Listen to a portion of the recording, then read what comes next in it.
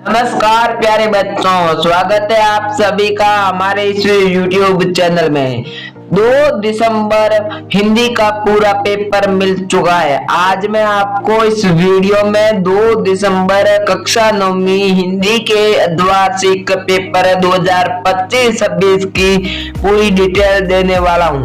मैं आपको इस वीडियो में बताने वाला हूं कि कौन कौन से क्वेश्चन आ सकते हैं, आपको उसके आंसर भी बताऊंगा और मैं पूरी जानकारी आपको इस वीडियो में स्टेप टू स्टेप देने वाला हूं। तो आपसे उम्मीद करता हूं कि आप मेरे चैनल को सब्सक्राइब कर ले, वीडियो को लाइक कर ले ऐसी और इंटरेस्टिंग वीडियो के लिए। सबसे पहले इस रोल नंबर में आपको अंकों में अपने रोल नंबर अंकों में लिख देने हैं, बाद में शब्दों में लिख देने हैं और 11 क्वेश्चन आपके टोटल रहने वाले हैं। यानी कि 11 क्वेश्चन का पेपर है, 4 पेज इसमें होने वाले हैं। 3 घंटे 15 मिनट का ये पेपर है। इसमें आपको समय मिलने वाला है 70 पूर्णांक का ये पेपर है। मैक्सिमम मार्क्स 70 आपको मिलेंगे। लेकिन भाइयों, इसी पेपर को अगर आप हल करके जाते हैं, समझ कर जाते हैं, तो आपको 70 में से 70 नंबर लाने से कोई नहीं रोक सकता। इसी पेपर को रट लेना, इसी पेपर को याद कर लेना, अन्य कोई पेपर नहीं आएगा। कक्षा 9वीं अर्धवार्षिक परीक्षा हिंदी एग्जामिनेशन 2025-26 का पेपर आपके सामने लेकर आ चुका हूं, जो कि 2 दिसंबर को होने जा रहा है। इसी की पूरी पेपर में आपको आंसर शीट, सारे जवाब, प्रश्नों के जवाब इसी वीडियो में बताऊंगा। तो चलिए वीडियो को शुरू करते हैं और जान लेते हैं फटाफट से क्वेश्चन और उसके आंसर। तो मैं आपसे एक छोटी सी गुजारिश करना चाहूंगा कि आप इस चैनल को लाइक और वीडियो को चैनल को सब्सक्राइब और वीडियो को लाइक कर लें। अब इसमें जो सामान्य अनुदेश है वह परीक्षार्थी प्रश्न पत्र में पहले पोस्ट पर अपना अनुक्रमांक अवश्य लिखे। प्रत्येक प्रश्न के आगे उसका अंक प्रारंकित है। सभी प्रश्न हल करना अनिवार्य है। ये इसके नोट में जो लिखा है, सभी प्रश्न हल करना अनिवार्य है।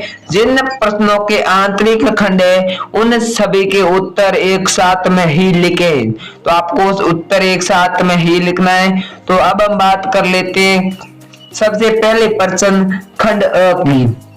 निम्नलिखित अपठित गद्यांश को पढ़कर पूछे गए प्रश्नों के उत्तर दीजिए। तो आपका जो ये पहला सवाल है, इसमें अपठित गद्यांश दे रखा है। तो साथियों, आपको ये गद्यांश पढ़ना है और इसी गद्यांश को पढ़ के उत्तर देना है। तो ये जो गद्यांश है और पहले जो ये बोल रहा है, फूल से बोली कली क्यों व्यस्त मुरझाने में है, ये जो पूरा गद्यांश आपको पढ़ लेना है। और जैसे ही आप लोग पूरा ये गद्यांश पढ़ ले, अभी इसका स्क्रीनशॉट ले ले, बाद में पढ़कर इसके नीचे जो उत्तर दिए गए, प्रश्न दिए गए, इन प्रश्न का उत्तर आप लोग मिला लें। फूल से बोली काली कली क्यों व्यस्त है मुरझाने में, फायदा क्या गंदो मरगने बिखराने में, तुझकी उम्र क्यों वातावरण में घोल दी। तो ये आपका ऐसा पढ़ लेना है। बाद में आपको सबसे पहला जो क्वेश्चन दे रखा है, पुष्प शब्द का पर्यायवाची आपको बताना है। तो अ में गंध, मकरंद, फूल, मनोहर दे रखा है। तो आपका जो करेक्ट आंसर इसमें स हो जाएगा, फूल आपका करेक्ट आंसर हो जाएगा।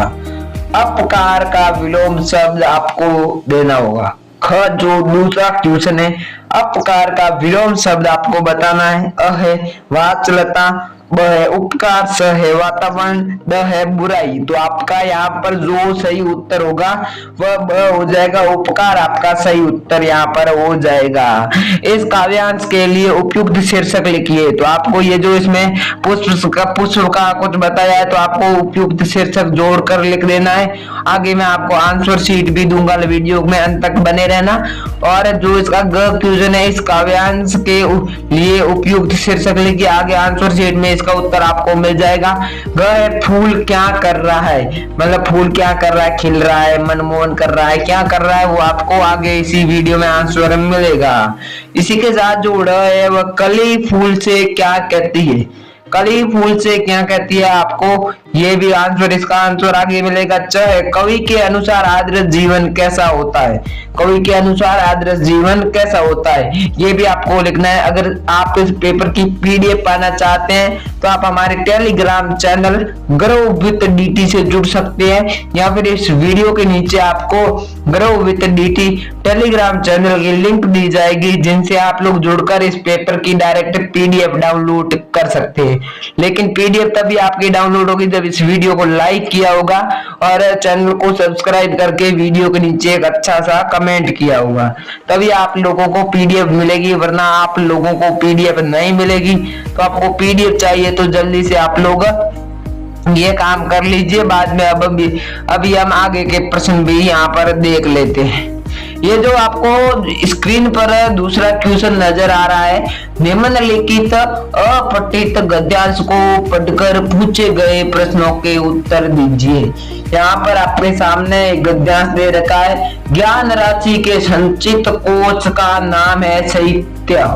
सब तरह के भाव को प्रकट करने की योग्यता रखने वाले निर्दोष होने पर भी यदि कोई भाषा अपना निज का साहित्य नहीं रखती तो वही रूपता का कदापि आदरणीय नहीं हो सकती। आपको ये जो इस तरह से पूरा अपठित गद्यांश पढ़ लेना है और इसका उत्तर आपको प्रश्नों के उत्तर देना है। तो ज्ञान, सबसे पहला क है वो ज्ञान राशि के संचित कोश ही का नाम है।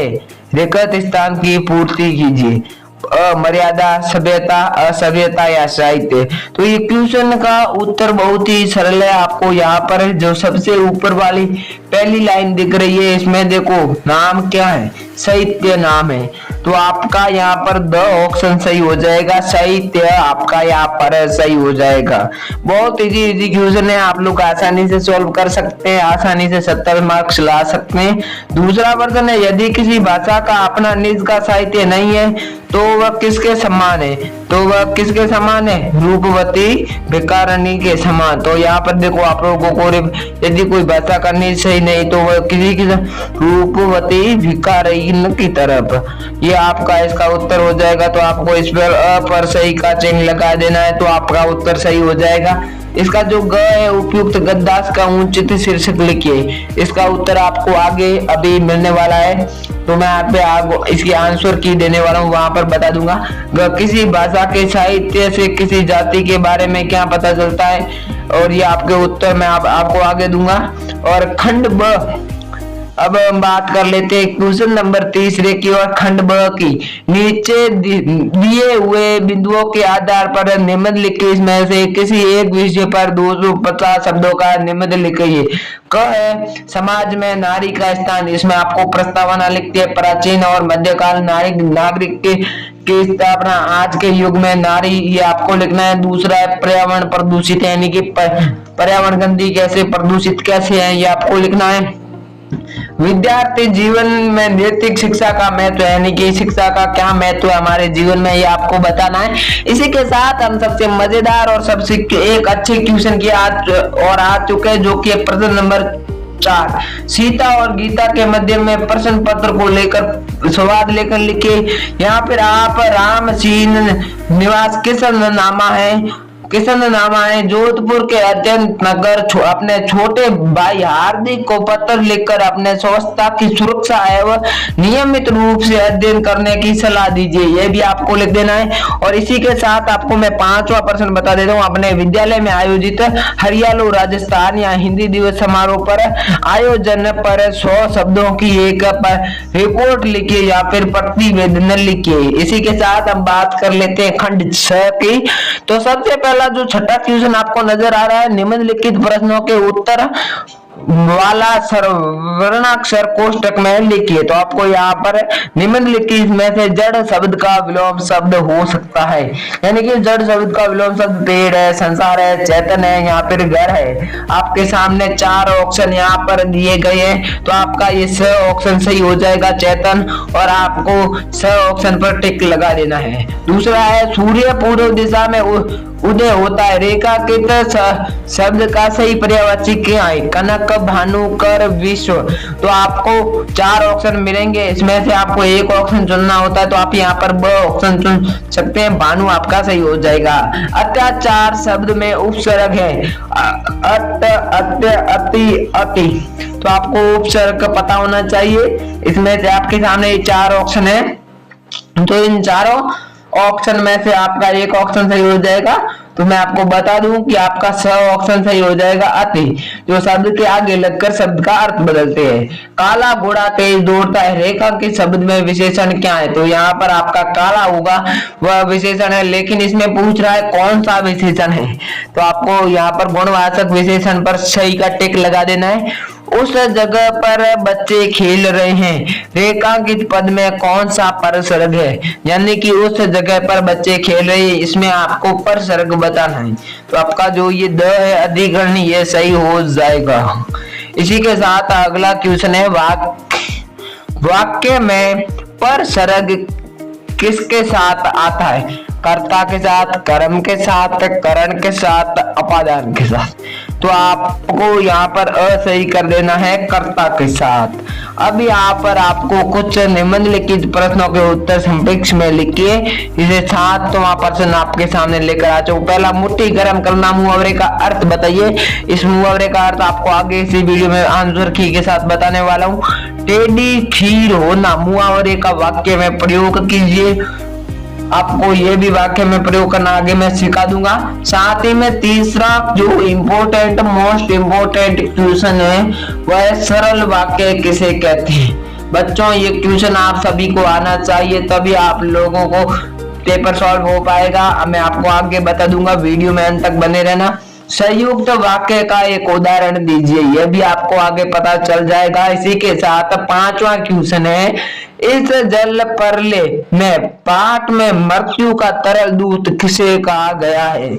इसमें तो मैं आपको छोटी मोटी जानकारी के लिए बता दूं कि मृत्यु का तरल दूत बाढ़ को कहा गया है, क्योंकि वह बाढ़ आया, काफी सारे लोगों का नुकसान कर लिया, इसलिए आप यहाँ पर बाढ़ यहाँ लिख सकते हैं। इसी के साथ अगला जो क्वेश्चन है, बाढ़ पीड़ित क्षेत्र में कौन कौन सी बीमारियां फैलने की आशंका रहती है? ये तो डेंगू मलेरिया हो गया, लेकिन मैं आपको विस्तार से आगे इसका करेक्ट पूरा आंसर बताने वाला हूँ। अब तुम्हारी मर्जी, चाहे चोरी करो या खेती, ये बात किसने और किसको कही थी? ये बात आपको किसने और किसको कही थी, ये मैं आगे आपको बता दूंगा। इसी के साथ हम चल लेते हैं 8वें क्वेश्चन की ओर।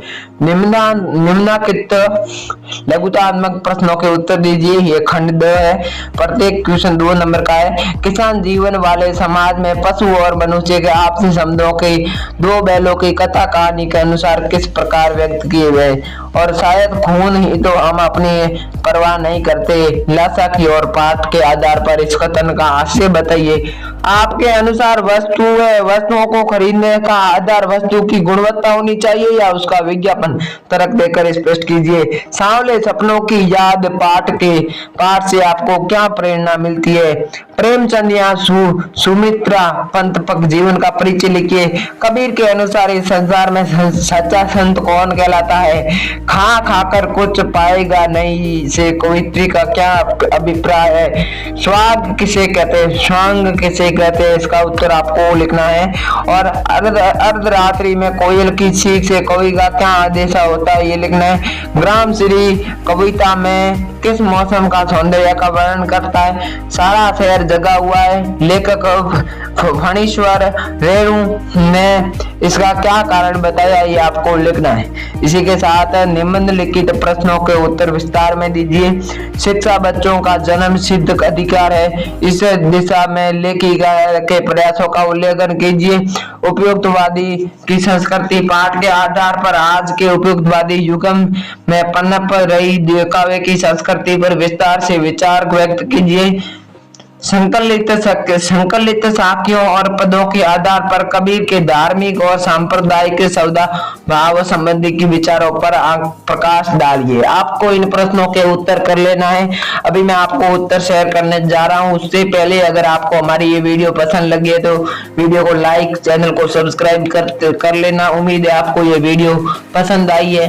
तो थैंक यू। जय हिंद, वंदे मातरम। मिलते हैं नेक्स्ट वीडियो में।